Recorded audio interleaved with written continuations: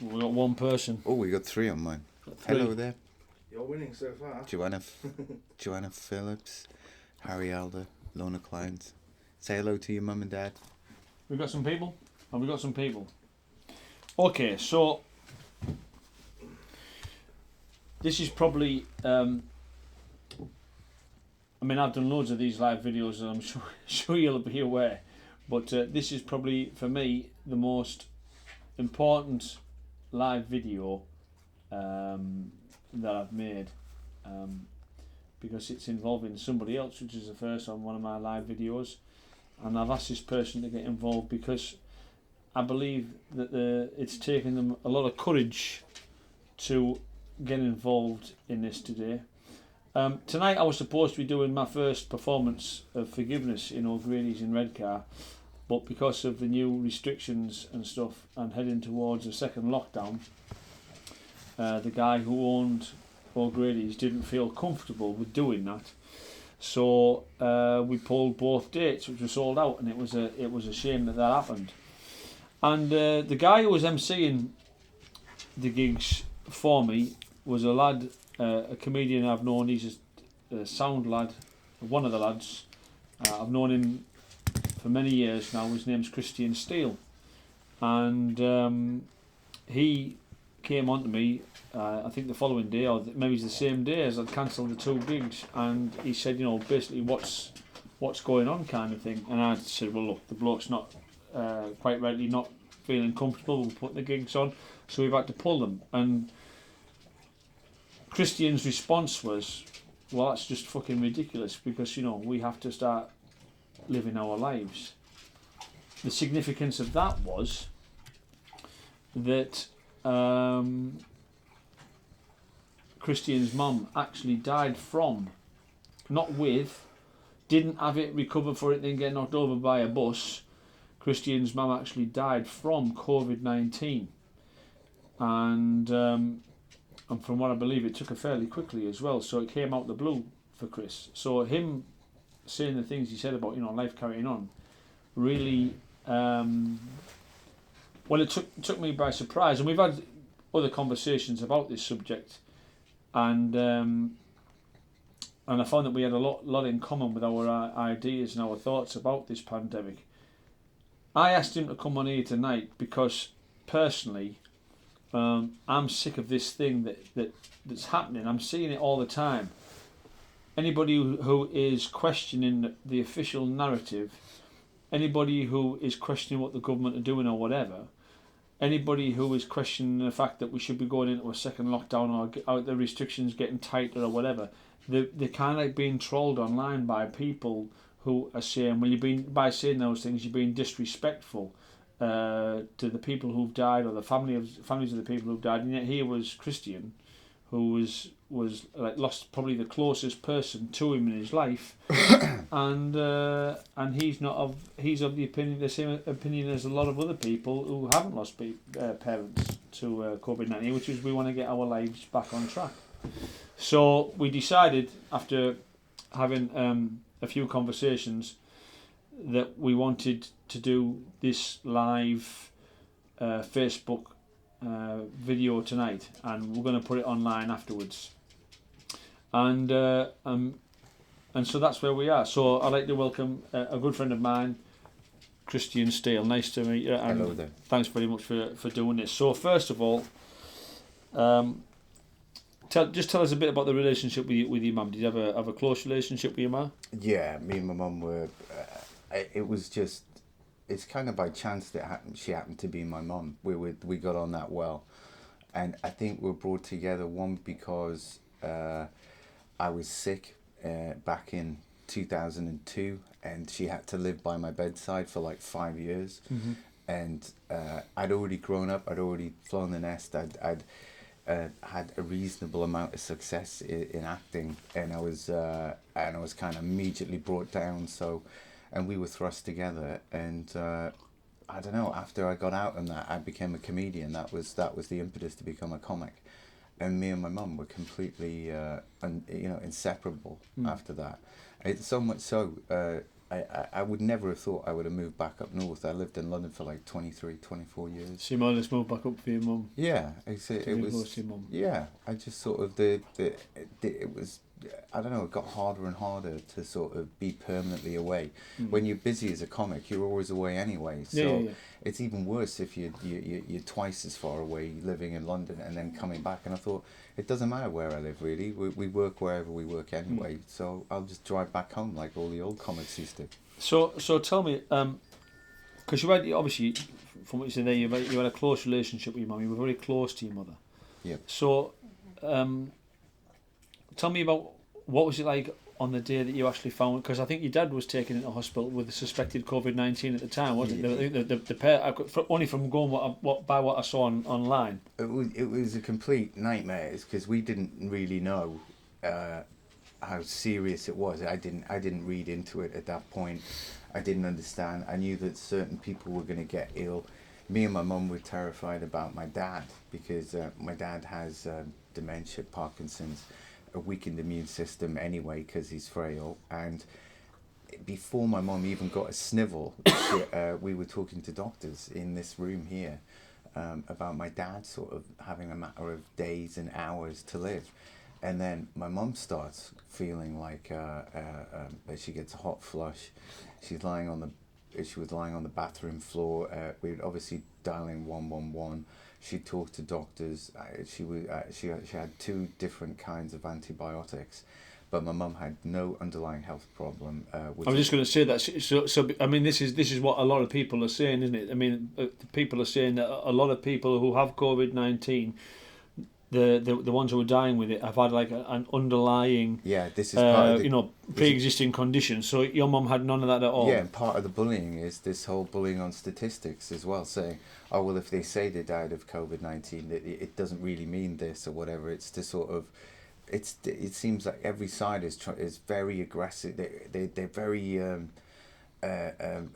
taken with that's taking all of the time rather than actually helping each other. There's so many sides and facets to the argument, whether to be overcautious, undercautious, get on with life, and we're distracted from actually moving on. We're so busy arguing over the righteousness of who's right and wrong in those things, and there's so many facets. So your mum came down, and your mum came down with these like fevers and so on and so forth.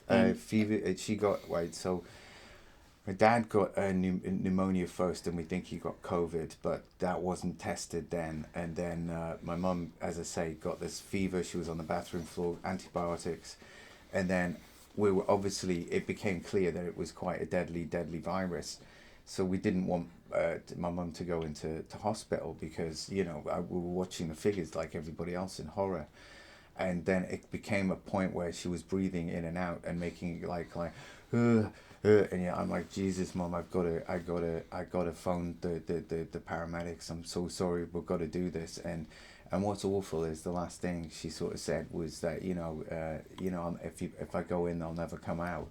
And I just see her going into the ambulance. They immediately realised that she was in trouble, and then, as I say, when they got her into we were chatting, and I was making my mum laugh and sort of taking the stress away.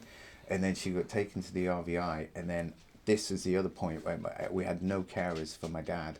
So my mum was 100% carer for my dad. I was there supporting and stuff, and we got to the point where me and my mum were battling, with my dad, who's a big man, 6'2", 17 stone, and not able to move. So we didn't know all of the things. We had no caring training or anything like that. I've reversed that now.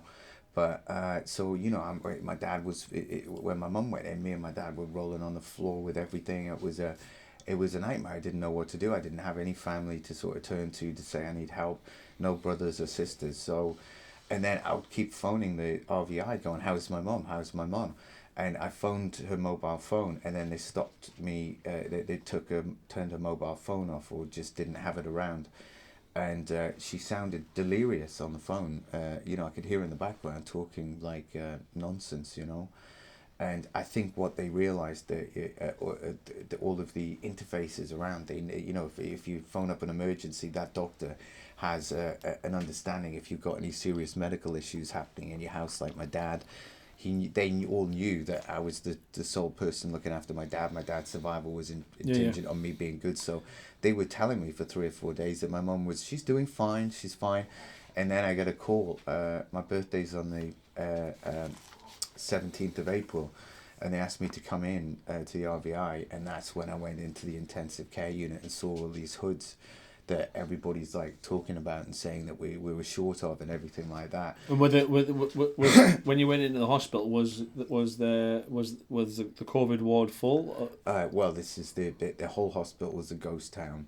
Nobody was there. You didn't know there was. So there was nobody in the hospital at all. Nobody in the hospital, but when you went into the COVID ward, you have to sort of like you're going into space, and you know you have to derobe and put their stuff on, wash and all of that. And then I went in, saw my mum with a hood, and as I'm looking around, I see a whole empty ward of these hoods that at that time they were going was short of these hoods. So I said to the doctor, are these the hoods that everybody's talking about that we're short of?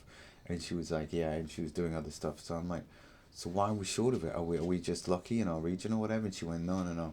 That wave of people's gone. And she was, that was her kind of way of. Because you see, I mean, I can probably talk about it now. This is the thing. This is the thing. You see, with you coming forward, speaking your truth, right? You've now empowered me, and I hope that you're going to empower a lot of people out there on social media. Yeah. But you've now empowered me to tell the truth, because you see, at the time, I know an old friend of mine, and she has 3 nieces who work in hospitals around the northeast. And all 3 of the nieces that she had are all nurses. They said all at the time when it was supposed to be worst, the 3 nurses were saying that the COVID wards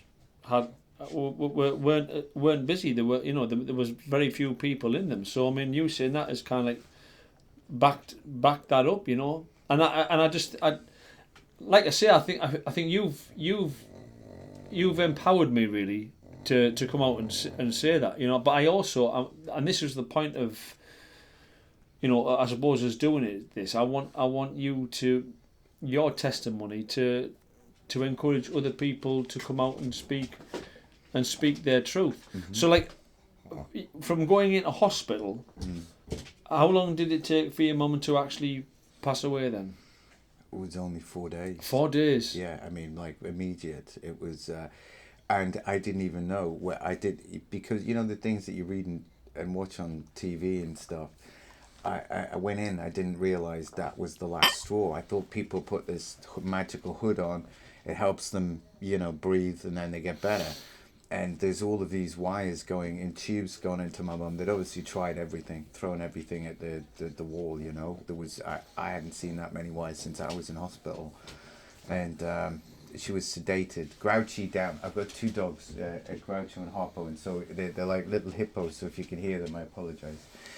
But yeah, but those wards, we're going to fill. That was what they were saying. All of those people had passed away on these life supports. That's what she was saying, and that was her way of sort of saying, "This is what's going to happen to your mum." And she sort of said, "Does your mum look well?" And I looked, and she couldn't communicate with me, and I'm like, "No." And then I got 20 minutes to sort of cry and say goodbye and tell her to fight. I was still screaming at her to fight, till the last minute. They had to pull me out of the room, And then they gave you. I got this tattoo on my arm, but they gave you this like material heart, and my mum held it, and then I held it, and they give you that, but that's what you go out the hospital with. It's a material heart. Yeah, and you're kind of like, what do I do with this? Do you know what I mean? I've lost my mum. It's just a weird. And at what point did the doctors or the nurses or whatever tell you that your mum had definitely had COVID-19 and that's what she died from? Oh, they tested her as soon as she went in. Grouchy down, baby. Sorry.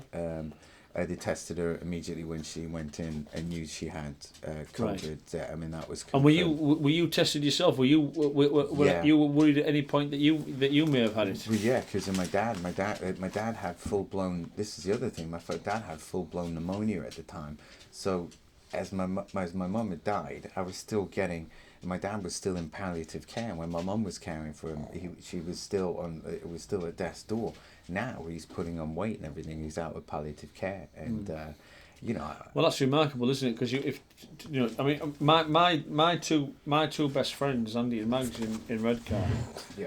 they got COVID-19, and they were in a really, really, really bad place, you know. Yeah. I mean, Andy's got diabetes, Mags has got asthma, and They're talking about it being permanent as well. If you have COVID, this is the other thing they're saying, that if you've had it, and there might be, you know, repercussions later on. There might be permanent damage like pneumonias. This is what I say about the man-made thing. With it, you know, we'll talk about I'll come to that. Yeah. So, but about this lovely couple. Pardon? About the lovely couple you were saying. Yeah, Andy and Mags, they had it, and I thought, see, this is the thing. I know from your experience, and I know from my experience, that COVID-19 exists. Okay. And I know that it's taken people, right? Because I like I say, I thought I was going to lose my two best friends. Yeah. You know, Mags left me a message on my voicemail. It didn't even sound like her. Yeah, that's it changes people when they go under with it. It's frightening. They don't have any. They start rambling. They're not deluded, but there's a delusion with it. You know, I didn't ever get. I think I had COVID. With all of the symptoms. But you see, that's the thing, you see, because we think we have. Like, you see, your dad was in a real bad position with his pneumonia and everything, and he never got COVID, and you never got COVID, and I was with Andy and Mags on the weekend before they came down with it. I was with them on the Friday, and I was with them on the Sunday, and we were eating together and drinking together. We were hugging each other and, you know, drinking together and all that kind of thing. And then on the Monday, Andy texted me and said, you can't come down anymore. And I'm like, well, why? And he said, because Mags and I have developed the symptoms. So the first thing I thought was like, oh, shit. Do you know what I mean? I've been with them all weekend practically. I'm going to get it too. Yeah. So I like distance from my family because like I live on my own and everything. I live a very lonely life. So but my only contact really is with my daughter and my grandkids and my son-in-law. But like I distanced from them for about 18, 19 days and I never came down with anything. Do you know what I mean? And that's that, and so that's so like set off a chain in my mind. If it was and once again, that's just something that you've sparked it off again, because if it was as deadly, if it was as contagious as they make out, then how come I didn't get it? How come you didn't get it? How come your father already had pneumonia? I think it's a DNA thing. I think there's those that are prone, and I don't think it's underlying health problems, because I'm on an immunosuppressant. And I know I was very ill over December, January, but it wasn't like what these two had, my mum and my dad. It wasn't as bad as that. I had something that made my chest tight, but so it wasn't. I mean, this is one of the things that really surprised me with you, because after your mum passed, I remember seeing some of the posts on Facebook, and I wouldn't. Obviously, you were gutted. I appreciate you were gutted. I thought, reading your posts, that you were not hostile towards people who were sort of like playing the COVID-19 down. But I kind of like, maybe it's rightly or wrongly, picked up that you were like following the official narrative that this thing's a killer and so on and so forth, and it's going to wipe us all out. But I was so surprised when we spoke the other week, last week I think it was, and you told me that you now believe that the virus is man-made. Well, I think I think that's what has been happening across thousands of labs. We can't blame it on one country, like I think people want to, and do it, because there's labs all over the world developing, creating, and morphing viruses so we can keep up with it. What I can't understand, I mean, it's clear that they're talking about a weaponized virus, a virus that sleeps in the system, then boof, explodes, and ion kills you when it goes off, and I think if you read online, and what I've been reading anyway, I think what's happened is we've got a man-made virus that's been let out for some reason.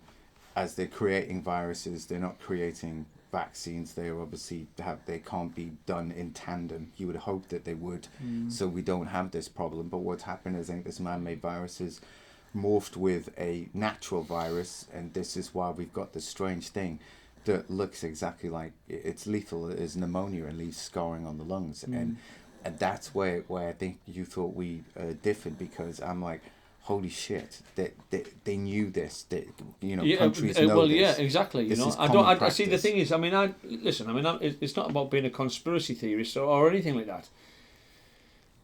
But you see, my dad always taught me to question, right? And so, like, I look at the thing, and this virus started in Wuhan, and you look in the centre of Wuhan, and they've got a biological weapons lab in Wuhan. Yeah.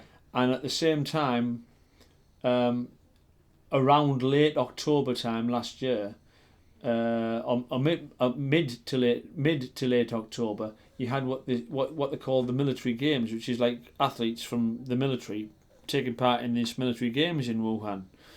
And the first case was reported in Wuhan maybe about 2 weeks after. So I know loads of people who reckon they had this virus in like December or January. But I did a Soho Theatre in February. My friend from Wolverhampton was like really been really bad with this virus. So, and that was before it even sort of hit over here. So I've kind of got this theory that all those people who were taking part in that military games in Wuhan, all it would take is for one or two of them to pick it up from each country, and multiply exponentially. And they've come back and spread it around all over the place, even before it actually got over here officially, if you know what I mean. Yeah. So we should have shut down. We watched Italy. I mean, all of these politicians, they have holiday homes. They travel to Europe all the time. They know what the infrastructure in Europe is.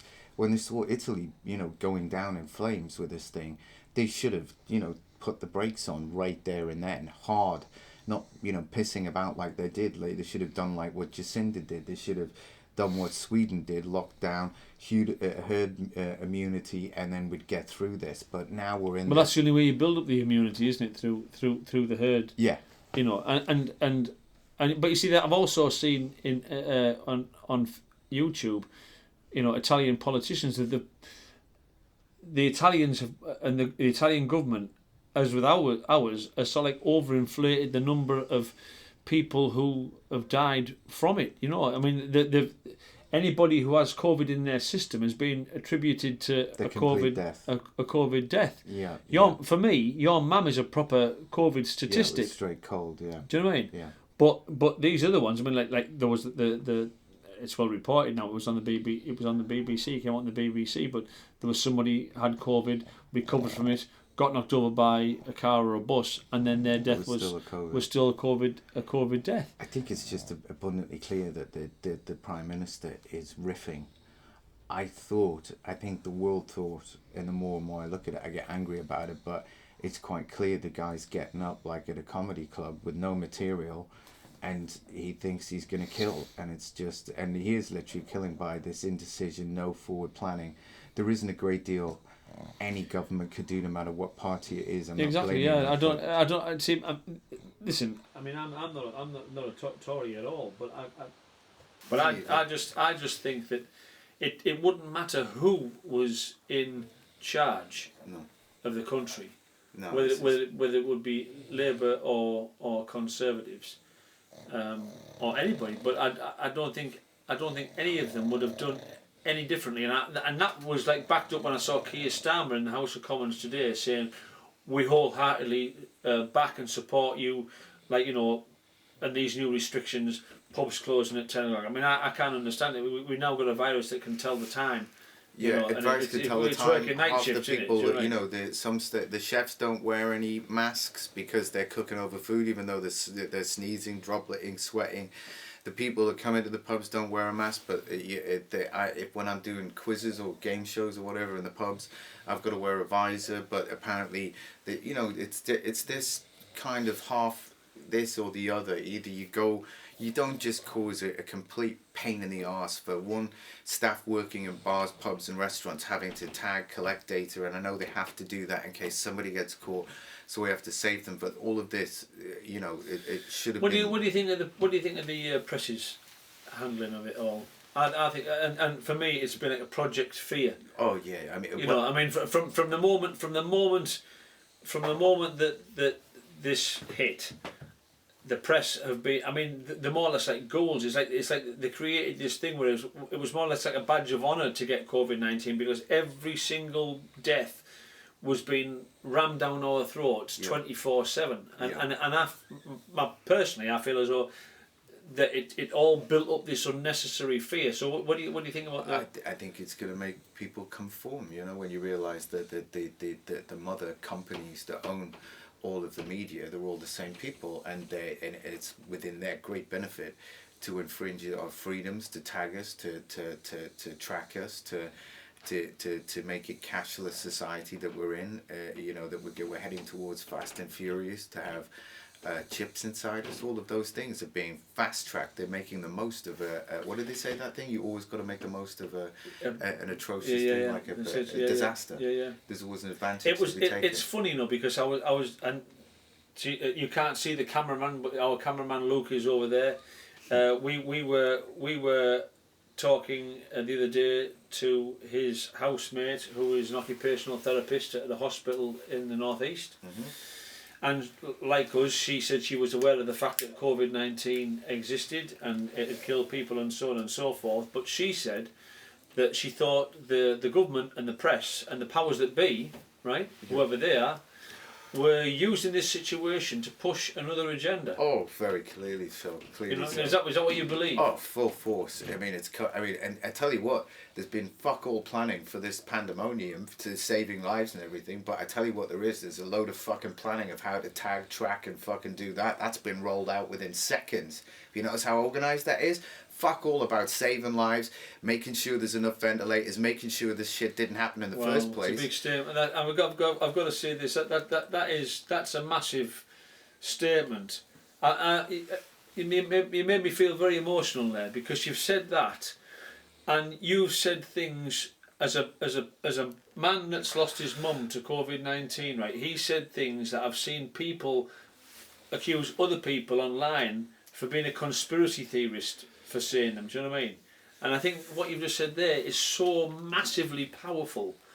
Do you know what I mean? Because you see, it's like I'm looking at things and things aren't making sense to me. And like you said there, you've got the pandemic and everything else, right? And they haven't got enough beds and they haven't got enough this, so that's what we're told.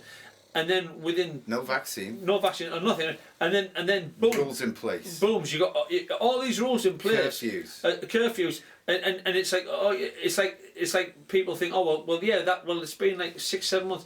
It takes far longer to get all this lot kind of like planned, I think. Do you know what I mean? Yeah, I think this is always. So you think it's been like a... Well, you got those things with Bill Gates was telling people about 5 years ago, wasn't he, on some TED talk? Yeah. Going, it's going to happen. You're going to get and Well, Fauci did the same. Fauci said last year, didn't he? He said, before the end of this presidency, there's going to be a major pandemic, and that's what. And I've seen that. Fauci said the same thing. I've seen it online. I don't have a television. I spend a lot of my time online, but that's what Fauci said. Anthony Fauci said, and it's the clip. He said, there is going to be a pandemic. Nothing's for certain. What I'm scared of is they're going to be stretching this, because if you think about it, look at the title of COVID-19. What does that make you assume? That there was numbers previously, and in numbers are infinite. And what do we know about viruses? They don't really kind of weaken, they morph. Some of them disappear and weaken, and we know certain terrains that they die, I understand all of that, but they morph, and we're at COVID-19. What happens when COVID-34 kicks in? When it's got it's the Arnold Schwarzenegger of flus, and it's got a bit of... weaponized, all of that. It sleeps for 3 years, and then, your balls drop off. You don't know which form it's going to take. I'm being funny about it, but... I think with all of these curfews, with all of these restraints, with all of these legal things that they're putting in and fines, and everybody's terrified. I was up at Bamborough Castle the other day and walking with the dogs, and outside the lovely Victoria Hotel, I know that they have to have distancing, but the way they did it, all of the chairs were faced away from each other, so no possibility of conversation was possible. Of course, as people drink and everything like that, they're bending round and sort of chatting anyway, but it was like, how long are we, when does this end? There's no end to this. As soon as we get a vaccine, It's going to be something else. It's going to be something else. And you see.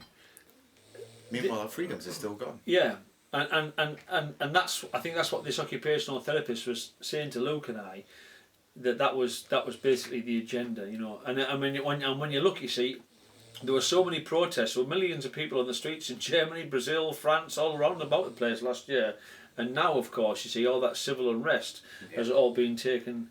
People over here couldn't relate to Venezuela, and it's like mass inflation. This shit's going to be coming here.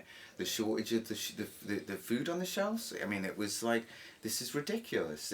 And we do the whole of the Brexit thing and screw ourselves with all of that stuff, right at a time where we need all of our stuff to be coming in and out without any trade restrictions and. I mean, the country's bankrupt. We know that. Well, I mean, they're calling it a recession, but in truth, it isn't. Is it? It's a depression. Yeah. When your economy shrinks by over 20%, and you're something like £2 or £3 trillion in debt, then that's a recession. Put it this way: that if a depression, sorry. If we don't go into a deep depression, if it doesn't go belly up, that means the whole of the financial system's a bollocks illusion. Because how many times does that market, do we hear in the news, oh, the market's timid, it's a bit scared, it's always timid, scared, and that's when fuck all's happening. This is happening, I haven't heard fuck all from the markets, have you? I'm not getting that update every 3 seconds. No. It's not so timid with the futures market and all of that they keep talking about. Totally silent, and that tells you again. Do you know, one of the other things that I've personally believe. I mean, I'm a big believer in the divide and conquer theory, and and they always try and divide and conquer the masses. So in that state of flux, we're more easily controlled. And for me, they've used many ways to divide and conquer, whether it be black and white, Muslim and Christian, different religions, Catholic, Protestant. I think last year it was Leave and Remain. This year it's afraid of COVID, unafraid of COVID. Yeah. And what I've noticed, and they're binary. Yeah. They're always binary, aren't they? It's always one or the other. Yeah. What I've seen is that the people who are tyranny is the removal of nuance. Yeah. That's the exact principle they're doing. It's the removal of all nuance of discussion, point of view. It's like you and me. I kind of suddenly feel like that.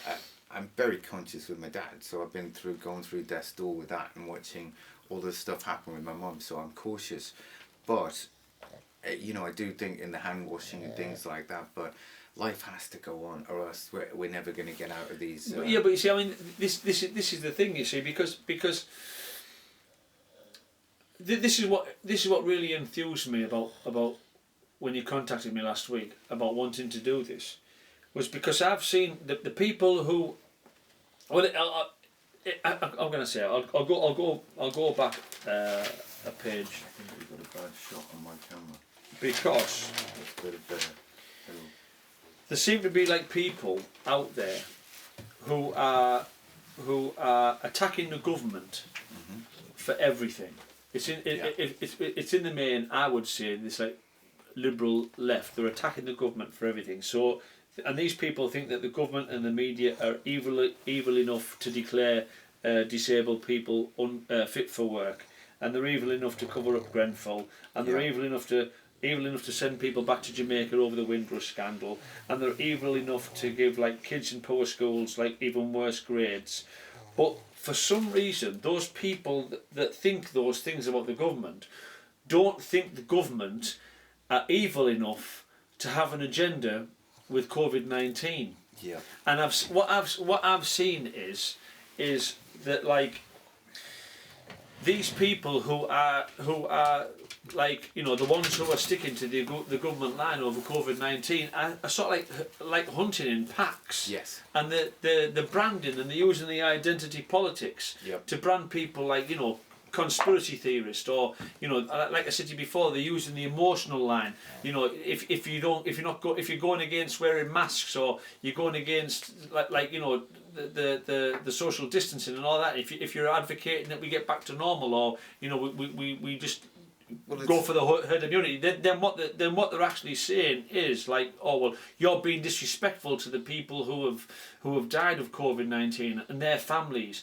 and they're kind of like using this emotional line, this emotional thing to try and silence you, which I think is wrong. And that was one of the things that really enthused me about you doing this interview and wanting to do this interview, because like I say, with your mum dying from COVID-19, you advocating and saying that we should get back to normal, and we shouldn't be distancing and wearing all the masks and so on and so forth, is, for me, it's a massive thing.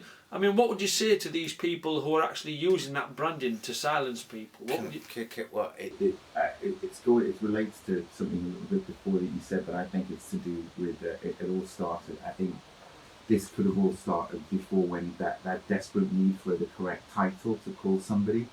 I think that's a worrying thing, that people were, people that were oppressed and made to feel dreadful and ostracized for one reason or another, but they wanted a strong title of what to call them, so which didn't offend them. But I thought that was dangerous. I'm well behind them. I think they should never have been oppressed. They should have always been accepted. And the people that bullied them are absolute fucking disgusting assholes. But the problem is, what they've now got is polite titles that these people that were oppressed find acceptable. What do you mean by oppressed? Well, like transgender, referring to people as binary, non-binary. Everybody's clamouring for these correct terminologies. And as if that's going to be, once we got that correct terminology, we're safe, we're good. I mean, but the problem is, I think that, as I say, acceptance should have been so they never felt that kind of thing ever happen. But what they've done is they've given the people that would still stab, still persecute, still hurt them, they've now given them the correct terminology, like politicians do. They say things awfully acceptably, that we will accept it in any form that they give us. It's very accept. If you meet these people as well, you meet politicians. I met. But I'm talking about in respect, like there seem to be like an awful lot of online trolls who are like I say, they're hunting in packs and saying the most awful things about people, even like yourself. But they probably wouldn't say it to you.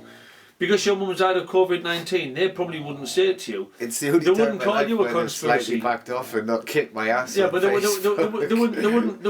wouldn't call you a conspiracy theorist. They wouldn't because they would be afraid of coming across as whatever. You know what I mean? But do you understand what I'm saying? Yeah, there's packs of people that are bullying people, and they're using this as but they're always going to use any.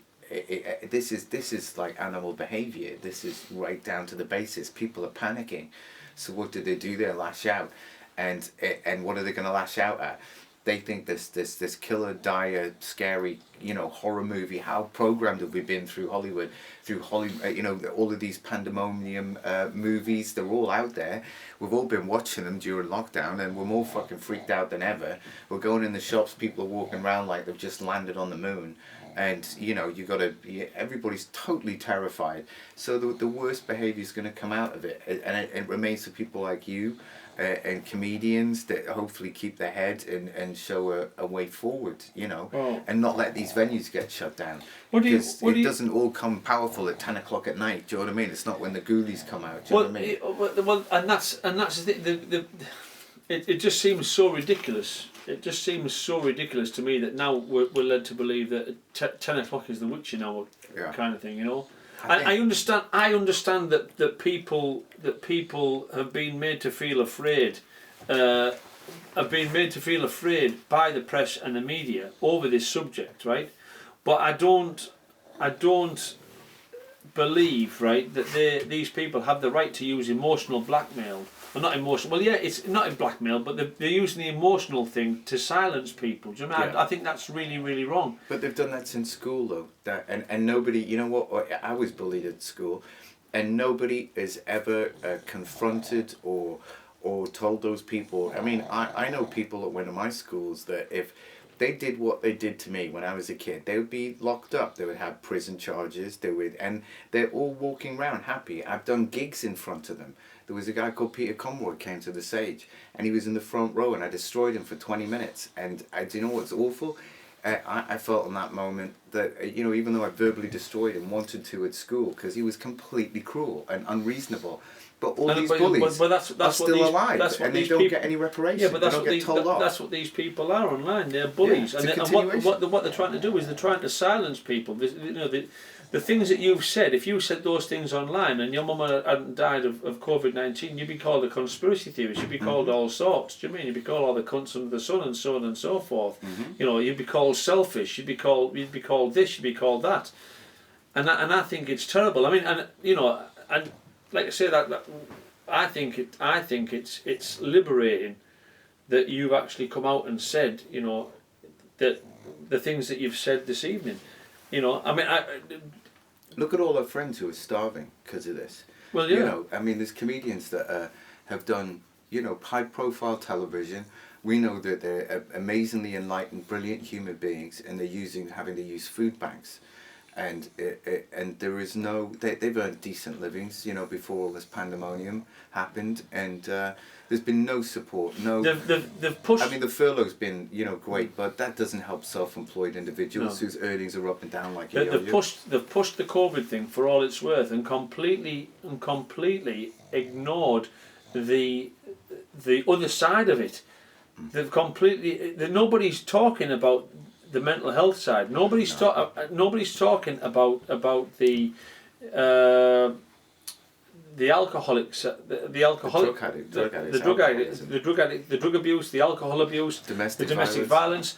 And I've spoken to a woman who's like a mental health nurse. She said, the attacks on the mothers and fathers by 8 or 9 year old kids, the domestic violence. I know a woman who works in the rehab in Middlesbrough. She was an alcoholic herself, reformed alcoholic.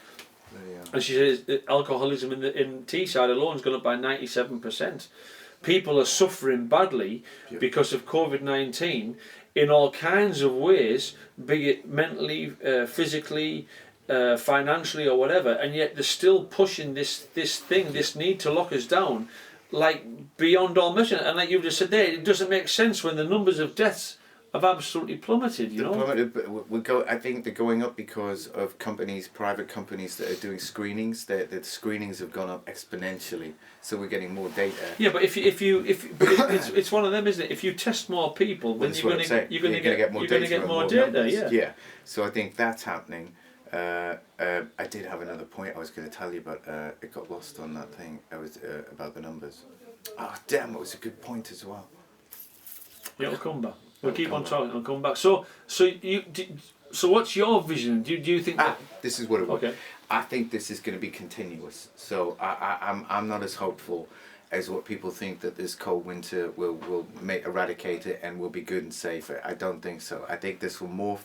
We've released a man-made, weaponized, lethal virus for whatever reason. I think by accident, or unless it's if you want to go totally conspiracy theory, say it's population control, but it can't be this random. Do you know what I mean? My mum went down, nothing wrong with her. In this household before this started, if anyone was going to go down, it was going to be me, because I'm on immunosuppressants. So that was before we, So I don't believe that was a planned thing for that, but I do think all of these freedoms that we're losing, curfews and things like that, I think we've got to get used to this. It isn't going to be next April, because there's going to be new COVID, there's going to be a new version, and I think we suddenly have to go, holy shit, this is the environment we're in now. We can't stay the same. It's like the Taoism thing. If you stay like a rigid stick, you'll crack, won't you? You'll get snapped. Yeah. You've got to be like Bruce Lee, water. I personally, be water, my friend. Do you think that we should be sort of like, relaxing everything and relaxing the restrictions, bearing in mind that the death rate has gone really low? At the moment we got it. This is the only bit where you and me differ. I think it should have been wedged the hell down in the beginning, hard, the way they didn't piss. We're still seeing people in dribs and drabs coming through airports going, fuck me, he's sneezing and that one's shitting its pants, and we're letting it come through. And we're watching at home, still going to the supermarkets with masks on and stuff. But we saw it all happen. How many people are going on those holidays and isolating? I know people that are not. Do you know what I mean? Not isolating. I know people, not every single one. But I think I think at the moment it's too late now to be having all of these restrictions. This should have happened. But didn't you say before you felt as though we should have had the herd immunity like Sweden? Yeah, right. Yeah, before hard lockdown, get us all immune to whatever the hell we've got. Don't let anybody in for that bit, but you see the thing is, but it was the media.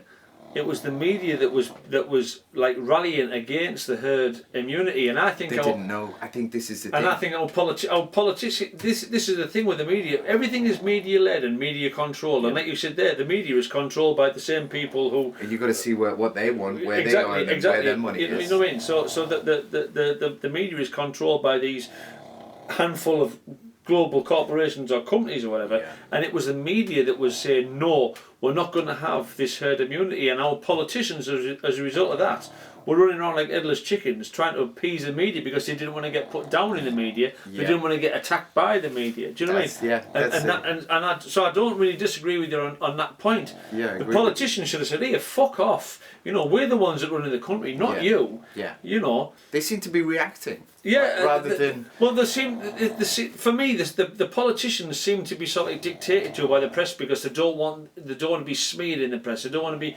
like blacked in the press. They don't want they don't want like to be slagged off in the press. Yeah. And that's why I think we're in this position, because I'm like you. The only way you build up your immunity to something is if you're in it. If you're in it. Yeah. You know, you catch a flu, you become immune. I think in the long run that has to be it, because I don't think we get away. I think we get a vaccine for this and then it moves, and so and exactly, and not every. I mean, I get a flu jab because I've got asthma. Do you do flu jabs? Well, I get a flu jab every year. I don't. You see, this is the other thing. I'm terrified. Me and my mum, whenever we had flu jabs, we felt like shit for 2 weeks. It's a live thing. Oh yeah. It was always a few. It was maybe 3 or 4 days with me, but I get a flu jab every day. I didn't get one last year because I forgot to, but I get a flu jab. But I mean, I'm not all for this. Like, you know, I don't know if it's in the pipeline or not, but I'm very much against the mandatory vaccine thing. You have a vaccine if you're ill. I don't like any government forcing you to. I know there's certain. They'll hold up really, exaggerated examples. Religions that say, the child had leukemia and the parents just wanted, to pray next to some bowl of cereal or whatever, and it's just another excuse to sort of throw stones at a religion, put a religious point of view. There was stuff happening, with certain families from different religious backgrounds. They didn't want to give their family member, or they all wanted to visit, and it was for religious reasons. The group had to be there, but people have their rites and rituals and stuff, and again, that was the other thing they used to use. Look at what we're all doing this, they're doing that, and you're like, well, of course they're doing that. That's not what their religion is. Do you know what I mean? It's like when you talk to an old person and people go apeshit when they're racist or sexist. You're like, yeah, look at the age, So if your mum was alive now, or if you could, because the thing is, right, I'm going to write a poem for him. I've been writing, as you know, some of my poems. That's my poetry now is my way of expressing myself. I've said that before, and I've got one. My new one is coming out when we finish tonight. We're going to go back home. We have to change the music because we've got copyright issues. I thought I'd found a free track online, but I hadn't. Yeah, I hadn't. So they sent me a reminder before you put that out. It's copyrighted, so we've got to go home and change the track. And we're going to put the link to my new poem on this download site. We're charging £2.50. What is the download site? Tell people. Don't go this download site. Now's your chance, Chris. We transfer. My poem is going to go on a WeTransfer, and it'll be up before the end of the night. And we're going to put the link onto this live video as well. But that's the way I'm expressing myself at the moment through my poetry, because I haven't got the opportunity to do my comedy. But I'm going to write a poem for Christian about he's going to be having a conversation with his mum, and we're going to film it and we're going to put it on this download thing anyway. So, but that's good. Yeah, but and Facebook, you'll be on your Facebook. and but if your mum was here now, or if you could talk, because the whole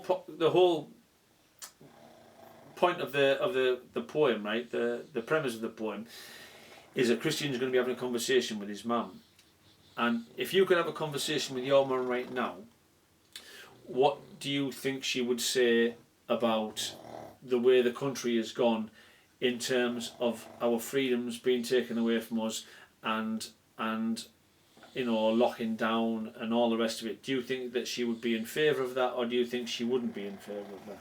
I think she wouldn't. My little dad's in the room next door. I am going to want to see. I know I'll go a roundabout way, but my little dad's in there, and he hasn't really seen outside the queues to get into shops, because of masks and everything like that. My mum hadn't experienced those queues in this strange way, and I talk to my dad every day about it. Like, it's just very odd out there, Dad. It's very odd. It's there's people going about their life, but they're terrified. We're unsure of the terrain, and yet we're sending our children back to school, and then but they're all related to older folk that have got dangers, so you don't know which way to tread. I think my mum would be very scared, like a lot of people are, because of the media. If I'm honest, I mean, you're trying to get me to give a binary and non-binary answer, and I think she'd just be scared. She'd be aware if she was here now, which would do it, she would have loads of lovely things for you to eat and cakes and everything like that. But if she was here now, she would agree with every point you're saying about freedoms. That's what she would say. But she couldn't help but the human reaction for fear. I've seen how deadly it is, so and it's killed my mum. So I understand that fear. And we don't know if it's DNA, if it's background health. As I say again, and reiterate, my mum had zero background health issues. My dad had health issues. We didn't die. So I don't know, and I think that's the scary thing. They don't know. No, but I think you misinterpreted my point. Do you think that she would want life in this country to stop? Nobody does. Nobody does. But we don't always get what we want. Sometimes we get what we need in those scenarios. I don't mean to flick it on you, a reverse on it, but of course nobody wants all of these things. That's what we're all kind of worried about. That's why it's a pandemic. But it's not actually. It's an epidemic now. They've downgraded to an epidemic on. It's like Pluto, the planet. I mean, do we give it if it's a dwarf planet or a fucking midget? We don't know, do we? It's pretty bad. Whatever it is, do you know what I mean? It's pretty bad. But I think again, that's the only bit where we differ. I think it's lethal and dangerous, pretty bad. But I think I'm not saying we've got to change. We've got to change. Yeah, we've got to keep our freedom, and I think we've also got to accept there are a whole raft of other issues that have been completely ignored by the media. In terms of all the things of the mental health that we said before, and there's no money in that. There's no money in mental health. No, zero. When you've had depression, how many comics have we lost to suicide? Yeah, of course. Yeah. And there's no bloody help. And also, I could say this personally. I had a car crashing nervous breakdown. I was way off the rails on drugs and alcohol. I was doing gigs blackout drunk, and I got a load of flack thrown at me, and people had seen me when I'd started off, doing everything, and I was a straight up normal great act, and I had mental health problems, and everyone thinks in this business we're understanding. No, this business is fucking cruel as well. There were arseholes in this business that didn't stand by, and ones that run clubs that were doing that same thing that they did when Ian Cognito died. How many one of those promoters and decent comics that were supporting him and putting money in his pocket? Fuck all of you that were putting all your little things in. I didn't book him because he was dangerous. It's you. Those are the fucking mediocre, beige-painted wankers that are also comedians as well as promoters and bookers that are, fucking strangling. I disagree with everything he said there. Please don't stop following me on Facebook. I wanted you. Well, you know what I'm saying. It should have been said. There's arseholes out there that say they're all nice and everything, and you've watched them destroy and make somebody cry 3 seconds earlier. And I'm just saying, I went through a mental health issue, serious one, And I got a fucking, because of my bad behaviour, yeah, because I was out my fucking mind. But there's loads of us that we've lost, you know, Mackenzie Crook died, you know, Carl Edrick, you know, loads of them that we've lost to suicide. And I'm sorry I don't bring up all of their names. Do you think... And we don't take care of each other enough. That was somebody in deep trouble, and fuck all happened. Bullying. As somebody who has lost the mum to COVID-19, do you feel as though, or do you blame anyone? Do you blame anyone for wanting to live their lives as they want to live them? No, of course not. No. What does he want? You want people to be free, expand, and be infinite, and be wonderful. That should be everybody's God-given right. You know, kingdom of God is within you as well. No religions and things like that. But I do blame governments that you know, they all had these labs doing all of this shit. They were making weaponized viruses. They knew how lethal this is. When this thing got out, they shouldn't have been sat on their hands in Trump and all like that. Well, yeah, because see, this was the thing. You know, they had that simulation, didn't they? In, I think it was late December or early December in 2019. Yes. And all of them, you know, the politicians around the world, they all knew, they were all there at Gates's simulation. Yeah. And they all knew what the score was, and yet they never came back and told us what the outcome. To do. Yeah. And they didn't stockpile. They did fuck all. That was the thing. Well, I've got to be honest with you, because I know I wouldn't have much battery left on my mobile phone. I've got to be honest with you when I say that I've always had the utmost respect for you as a comedian. Apart from when I called you a cunt last year, we nearly drove up to Metting County Durham for a fight in the car park. The services. And that was good. Yeah, I called him a cunt. He said, "Don't call me a cunt," because I said, "You're a cunt. I hate you. You're a cunt." And he said, "Listen, if you want, we'll meet down in this service. Let's do this. Let's do it. Let's get it on, right?" Focus on Queensbury. But that's what mates are all about, innit? We have a disagreement. But I've got to be honest with you. I absolutely respect you 1,000%. I mean, when did your mum pass? 17th of April, my April, birthday. so it was April. He lost his mum in April.